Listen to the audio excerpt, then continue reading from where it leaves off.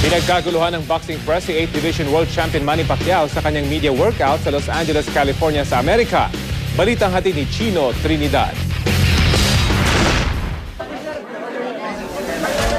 Sa gitna ng pagbabago sa kanyang buhay at sa gusot na kinasakutan matapos manindigan laban sa same-sex marriage, si Pacquiao pa rin ang paborito sa bahaging ito ng mundo.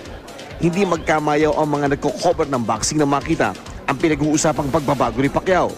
Para mas maganda, eto si Manny para siya na mismo ang magsalaysay ng mga kaganapan sa kanyang media day.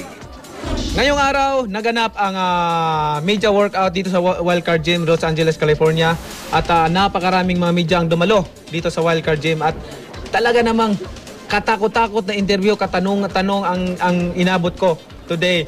Almost 2 hours ako nakatayo. Tatanungin lang natin yung ibang mga pumunta rito. Kung ano ba talagang pinunta nila ito. Mag-picture lang ba sa akin o makita kung anong condition ko ngayon, kumustahin. Magtatanong tayo ng isang tao rito. Okay, Andy. Andy, yes. Bakit kayo narito? Bakit kayo narito? Para makita ang galing mo at ang practice mo at ang ano mo sa Diyos.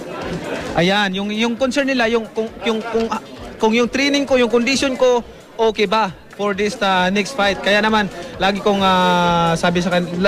sinasabi sa inyo na ang training ko ay napakaganda at this time, no distraction. I'm very 100% focused to the fight. Nang ipa-interview sa kanya ang reporter ng Black Belt TV at ang 2012 Playmate of the Year na si Jacqueline Swedberg, bigla naging mahiyain si Manny. Okay. God bless you. Ay, nakalagay sa 2 Timothy 2 verse 22. Flee from evil desires. Bakit? Pag-i-interview ka lang eh! Matapos umiwas ma-interview si Miss Jacqueline, nagmano ang A-Division World Champion kay Father Marlon Boff, ang isa sa mga orihinal na miyembro ng Team Pacquiao at siyang tagapanguna ng mga Thanksgiving Mass tuwing lumalaban dito sa Amerika. Ako ay talagang ready sa fight na ito dahil I have God and I have peace of mind. I'm very focused to the fight dahil first time na manonood ng aking mga anak sa laban ko na live sa Las Vegas. So excited ako dahil inspired ako dahil ipakita sa kanila na maging masaya sila at maganda ang laban na maibibigay ko sa kanila sa first time na manonood sila.